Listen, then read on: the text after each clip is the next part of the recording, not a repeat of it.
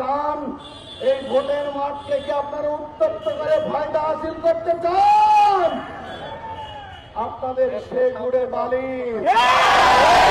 মানুষটা হতে দেবে না, জনগণ আপনাদের আশা পূরণ হতে দেবে না।